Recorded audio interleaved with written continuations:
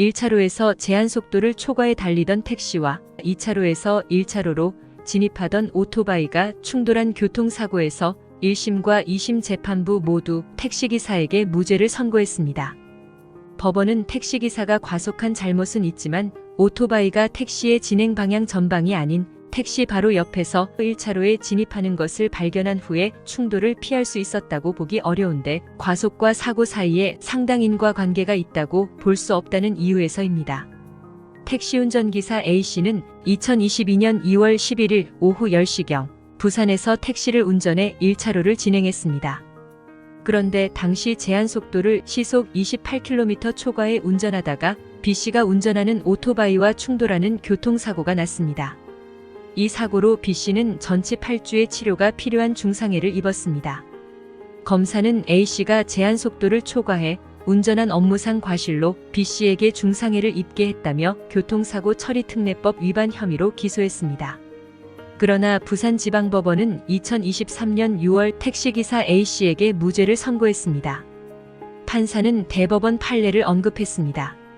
대법원은 일반적으로 차선이 설치된 도로를 자기 차로를 따라 운행하는 자동차 운전자로서는 옆 차로에서 추행하는 자동차도 차선을 지켜 운행하리라고 신뢰하는 것이 보통이므로 옆 차로에서 주행하는 자동차의 비정상적인 운행을 예견할 수 있는 특별한 사정이 없다면 그 자동차가 차선을 침범해 들어올 경우까지 예상해 운전해야 할 주의 의무는 없다고 판결했습니다. 대법원은 또한 운전자가 제한 속도를 지키며 진행했더라면 피해 차량이 차선을 침범해 피고인 차량의 차로에 진입하는 것을 발견한 후에 충돌을 피할 수 있었다는 등의 사정이 없는 한 운전자가 제한 속도를 초과해 과속으로 진행한 잘못이 있더라도 그런 잘못과 교통사고의 발생 사이에 상당인과 관계가 있다고 볼 수 없다고 밝혔습니다.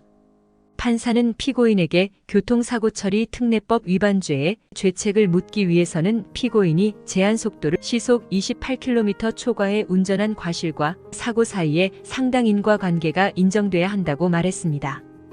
판사는 피고인 운전의 택시는 당시 제한 속도를 초과해 1차로 곡선 구간을 진행 중이었는데 2차로로 주행하던 피해자 운전의 오토바이가 택시 바로 옆에서 1차로 내로 진입해 택시 보조석 옆문부터 우측 뒷바퀴 부분을 충돌한 사실이 인정될 뿐이고 검사가 제출한 증거들만으로는 피고인이 제한 속도를 지키며 진행했더라면 2차로로 주행하던 오토바이가 택시의 진행 방향 전방이 아닌 택시 바로 옆에서 1차로에 진입하는 것을 발견한 후에 충돌을 피할 수 있었다는 점이 합리적 의심의 여지 없이 증명됐다고 보기에 부족하다고 밝혔습니다.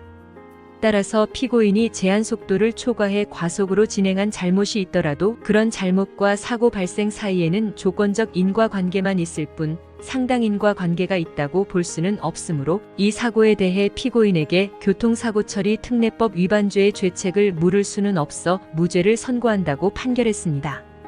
이에 검사는 피고인이 우로 구분 도로에서 속도를 줄이지 않고 제한 속도를 초과해 운전한 과실로 교통사고가 발생했다며 피고인의 과실과 교통사고 사이에 상당 인과관계를 인정할 수 있음에도 불구하고 무죄를 선고한 원심 판결에는 사실오인의 위법이 있다며 항소했습니다. 하지만 항소심에서 검사의 항소를 기각하고 택시기사 A씨에게 무죄를 선고한 1심 판단을 유지했습니다. 재판부는 원심은 피고인이 과속한 과실과 교통사고 사이에 상당 인과관계가 없다고 보고 공소사실을 무죄로 판단했다며 원심의 판단은 정당한 것으로 수긍이 가고 거기에 검사가 주장하는 사실오인의 위법이 없다고 판결했습니다. 도로의 규정 속도를 초과해 운전하다가 사고가 나 사람을 다치게 하면 12대 중과실 위반에 해당해 형사처벌을 받게 되는데요. 그러나 설령 과속을 했더라도 처벌받지 않을 수 있는 경우도 있는데 바로 과속과 교통사고 사이에 인과관계가 없는 경우입니다.